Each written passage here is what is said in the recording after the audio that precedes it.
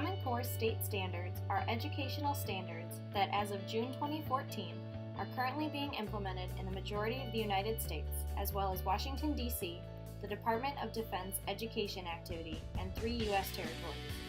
The standards began with an initiative in 2009 started by the National Governors Association Center for Best Practices and the Council of Chief State School Officers, a group including representatives from 48 states, 2 territories, and Washington, D.C.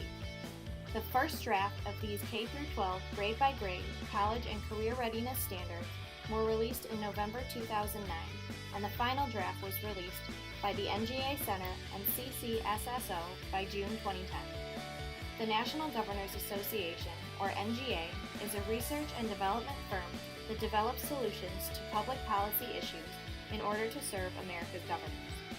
The Education Division of the NGA, which worked on Common Core, provides information, research, policy analysis, technical assistance, and resource development for governors and their staff in the areas of early childhood, K-12, and post-secondary education. The Council of Chief State School Officers, or CCSSO, is a nonpartisan, nationwide nonprofit organization of public officials who head departments of elementary and secondary education in the states, the District of Columbia, the Department of Defense Education Activity, and 5 U.S. extra-state jurisdictions. The issues of Common Core are especially important for future teachers because, whether they agree with the standards or not, chances are they will be implementing them in their classrooms. Currently, 43 of the United States, including Illinois, elected to use Common Core state standards as a key part of their curriculum. Along with the implementation of the standards, there is the issue of implementing new state assessments that align with Common Core. Currently, there are 2 federally funded consortia that align with the standards. The first one is the Smarter Balanced Assessment Consortium. This testing system is currently implemented in 14 states as well as the U.S. Virgin Islands and is designed to measure how well students have mastered their standards at their specific grade level. Illinois, however, is amongst the 13 states that have joined the Partnership for Assessment of Readiness for College and Careers, also known as PARC. PARC's tests are aligned to the Common Core state standards and are used to determine each student's progress and achievement towards the learning standards. PARC results are planned to enhance teaching and learning experiences alike by identifying the strengths and weaknesses of both students and their teachers. Some organizations, such as Heartland Against Common Core and Glenn Beck, do not think that the states should be so eager to adopt Common Core. Organizations such as these have many opinions that are based on myths about Common Core. For example, Heartland Against Common Core states that though Common Core is not a curriculum, it determines what children can and cannot learn. This is not true because teachers can choose the way they are teaching the standards and therefore enrich the material however they choose. Because Common Core is a relatively new standards-based system in education, it should continue to develop and grow. As previously stated, a majority of the states have implemented the standards, yet there are still a select few that have not. In order for Common Core to be successful, all of the states should be on the same page. Common Core was put into action as a way to unify American education and to ensure that each student, grade by grade, is learning material based on the same universal concepts. In order to create this level playing field in education, states need to train teachers to use Common Core curriculum in their schools. In an article discussing the controversy about implementing new assessments in education, Ron Dietl makes a good point mentioning that Americans, including educators, students, parents, and politicians, need to have patience with the new system. Just like many new things, they take time. The new testing systems, along with Common Core, will take some time to get used to and will not become a flawless system overnight.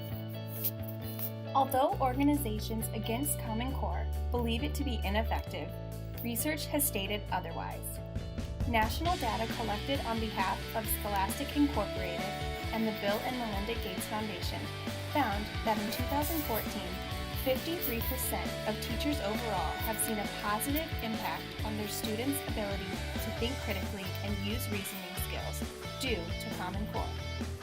Even better, schools classified as being nearly or totally complete with their execution of Common Core consistently reported positive outcomes on students and their learning, with 68% of the completed schools reporting good results. These numbers have improved from the original report in 2013, suggesting the Common Core standards to be, in fact, working. If the schools currently utilizing Common Core to its fullest potential are seeing the most student progress, why should they stop? The answer is simple: they shouldn't. States, schools, and educators have a common goal in mind: to help students progress as learners, and that means working together toward the effective implementation of the Common Core state standards. The research speaks for itself, so instead of focusing on the false idea that the standards are not working, let's focus on getting schools where they need to be so that they can.